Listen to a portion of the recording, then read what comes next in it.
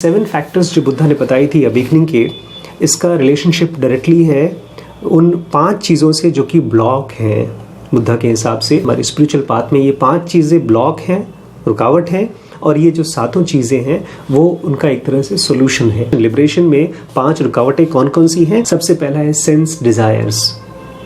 Sense desires मतलब हम कुछ देखते हैं और हमारे मन में उसको पाने की इच्छा होती है।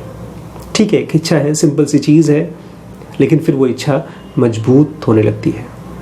फिर धीमे धीमे वो इच्छा ऐसी हो जाती है कि अगर वो मुझे नहीं मिल रहा है तो मैं परेशान होना शुरू हो जाता हूँ। उसके बाद वो इच्छा मेरी सनक बन जाती है। अगर इच्छाओं को ऐसे ही मासूम तरीके से छोड़ दिया गया, माइंड में उनको ऑब्जर्व नहीं किया गया, उनसे आगाह नहीं हुआ गया, तो वो इच्छाएं एक तरह से हमारे लिए माइंड को क्रीप करके खाने का काम करती हैं। दूसरा हिंड्रेंस है इल विल। एक तरह से किसी के लिए बुरा सोचना, किसी का हार्म सोचना। किसी ने आपके लिए कुछ भी किया हो, लेकिन अगर आपके मन में उसके लिए इल है तो आप कहीं ना कहीं उसी एनर्जीज के साथ अपने आप को एंगेज कर रहे हैं आगे बढ़ने के बजाय। तीसरा हिंड्रेंस है वो है ड्राउजीनेस, नींद आना।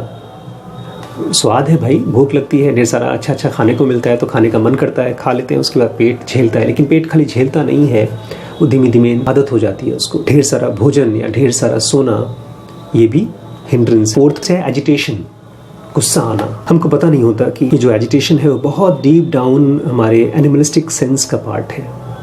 एजिटेशन जितना इंसानों में होता है उससे कहीं ज़्यादा जानवरों में होता है। बेसिकली ये जानवरीय प्रवृत्ति है, ये कोई एनलाइटेंड प्रवृत्ति नहीं है। एनलाइटेंड प्रवृत्ति है इंटेलिजेंस, जहाँ पर जब चीज़ें दिखती हैं वैसा होता है, लेकिन जब नहीं होता और हमको गुस्सा आ रहा है, इसका मतलब कहीं ना कहीं मेरी जानवरीय प्रवृत्ति ने, मेरी एनिमलिस्टिक नेचर ने मेरे को ग्रिप कर लिया है। और लास्ट ब्लॉक है डाउट। डाउट मतलब आपने कुछ सुना और आपका मन तर्क दे रहा है कि ये करने लायक नहीं है, ट्राई करने लायक नहीं। डाउट का उल्टा बिलीफ नहीं है।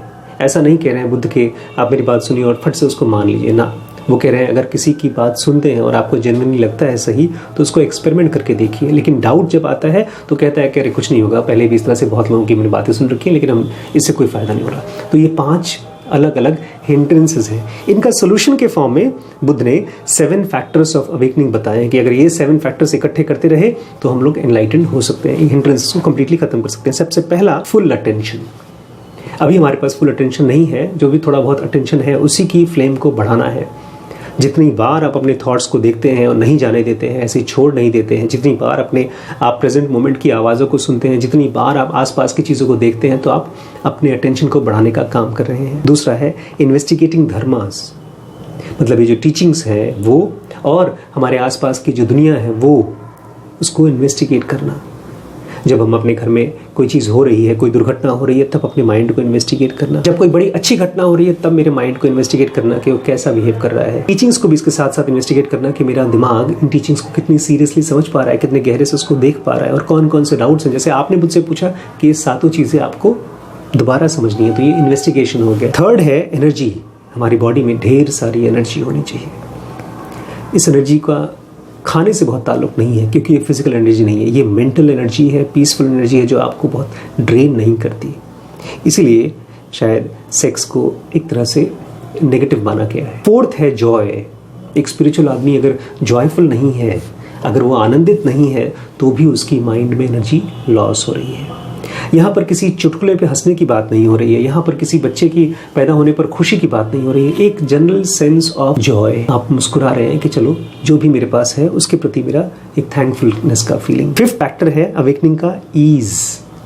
हमारी लाइफ में डेस्परेटनेस अगर है तो वो उसके बजाय ईज होना चाहिए। जो भी आप काम कर रहे हैं, नौकरी करना चाहते हैं, अपने स्पिरिचुअल पथ पे चलना चाहते हैं, आपकी लाइफ में एक ईज होना चाहिए। मालूम पड़ा आपका बच्चा फेल हो गया, आपको बहुत गुस्सा आ रहा है, आपको डांटने का मन कर रहा है। आपकी बेटी की शादी कैंसिल हो गई, आपको बहुत तेज़ गुस्सा आ रहा है, तो वो सारे के सारे हिंड्रेंसेस हैं। उसके लिए बुद्ध क्या दे रहे हैं सोल्यूशन? ईज होना चाहिए। हमारे माइंड में, हमारे बॉडी में ईज होना चाहिए। इसलिए बुद्ध बहुत धीमे धीमे चलते थे। 6th पॉइंट है कॉन्सेंट्रेशन। ये जबरदस्ती का नहीं है। जब अपने माइंड को आप प्रेजेंट मोमेंट में ले आएंगे तो आपका माइंड धीमे धीमे कॉन्सेंट्रेशन की कला सीखेगा।